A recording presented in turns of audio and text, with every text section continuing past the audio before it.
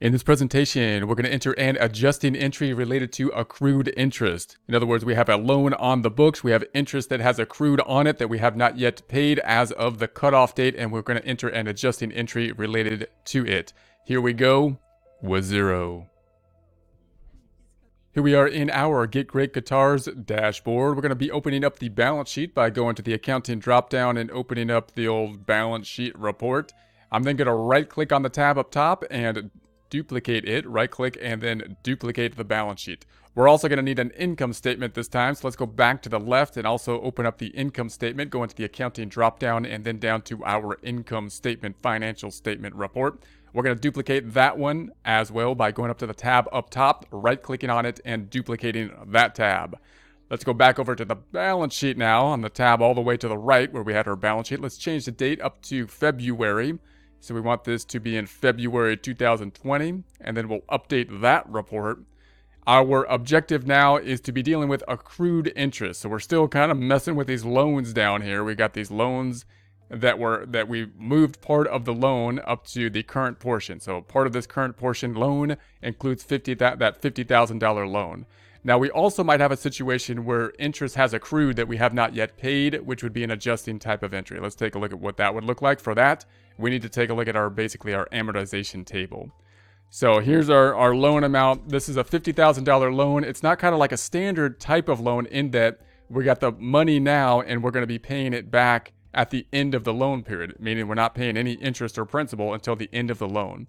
So let's just take a quick look at what that would look like.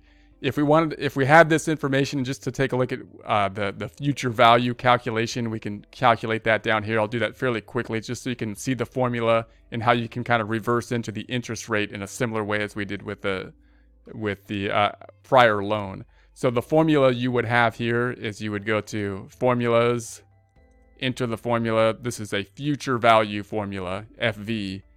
And so what we're going to say is I'm going to say, all right, the interest rate is 6%. That's for a year. I'm going to divide that by 12. And then the number of payments, the number of periods, not payments, but periods, will be 6 periods. The payment then is going to be 0 because we're not making any payments on this until the end of the loan. That's kind of the tricky point there.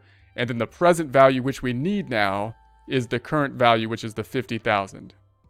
So then if I said, okay, then we've got the future payments going to be the $51,519. That's what we're going to owe at the end of 6 months. I want to make this a positive number, so I'm going to double click on it and go to the front of it and just put a negative in front of it. So note, if you got a loan out and they say, hey, we'll give you $50,000 now, 6% interest at the end of 6 months, and they don't give you what you're going to actually owe at the end, then that's one way you can calculate it. The other way, they might give you the information and say, hey, it's a $50,000 loan, 6 months, you're going to owe $51,519 at the end. And then you can use this formula to back into the rate, and you can use that fill function in order to do that in a similar way as we did with the loan over here. I won't get into it now. I'll just quickly construct what this might look like in terms of a table over here. I misspelled principal. I know that bothers some people. Some people are very bothered by that. So I will adjust that. And then we're going to say payments are 1, 2, and we will bring that on down, 6 payments. Now the payment amount, we don't really have any payments. So if I want to construct the same kind of table, what would this look like? Well, there's no actual payment amounts here. All we have is the interest. And the interest is calculated as, we're going to say the 50,000 times 6% divided by 12. So that would be the interest for the first month. And the principal reduction, this would actually be an increase now. We can think of it as a principal increase or the interest increase. So the amount of the loan now is now going to be, I'm going to say negative, or I'll just say equals the same number. So the principal amount is now 50,000 plus the 250. In other words, the 250 is really interest that has accrued. So we're going to put everything above in the 250. So we're going to owe at this point, then what we're saying is, this is basically principal plus interest that has accrued. So after the first payment, we owe the 50,000 plus the 250. So if we kept on doing this, then we'd say, okay, interest, the second interest, the principal is now here, times the 6% divided by 12. divided by 12. And I'm just going to bring that over here. Now we have a balance of the 50,501.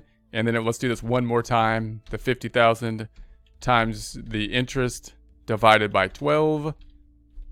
Something went wrong there. Doesn't seem right. Divided by 1, divided by 12.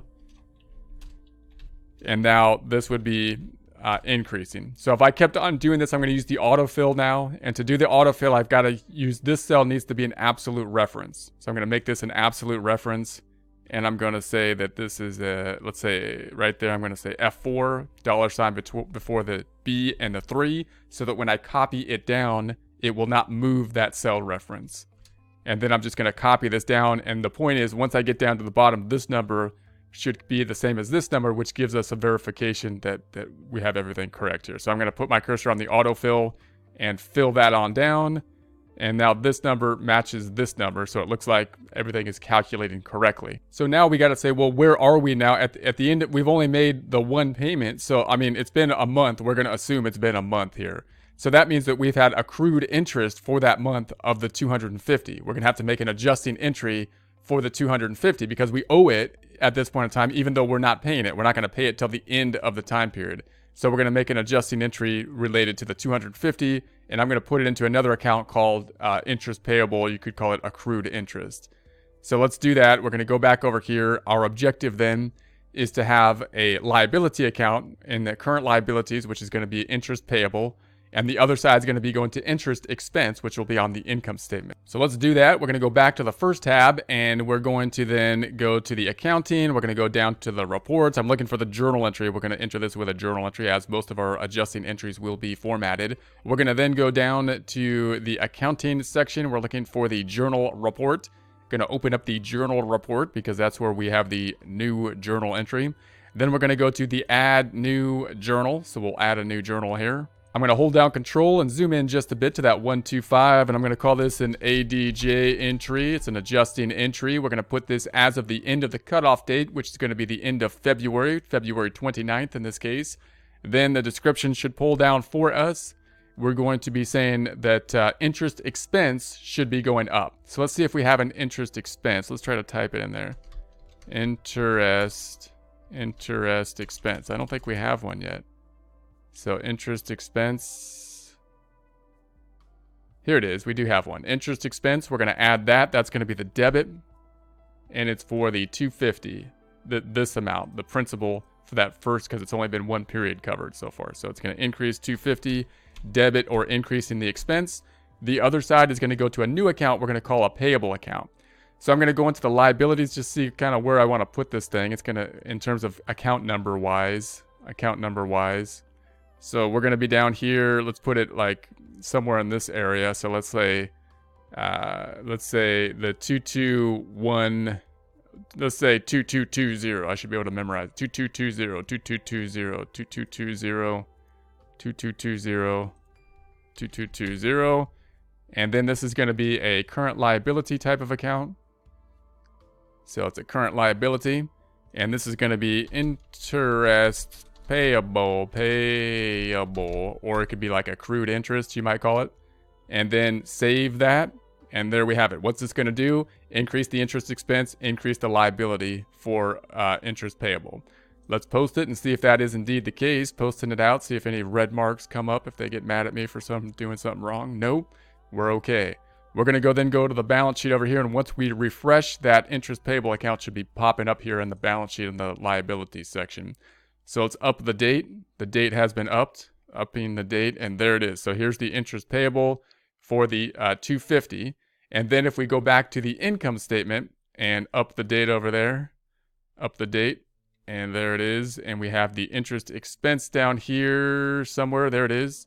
Let's go into the interest expense. We should see an increase of the 250, the 250 in the interest expense detail. So scrolling on down. There it is, 250 increase here. Notice the marking of the adjusting journal entries.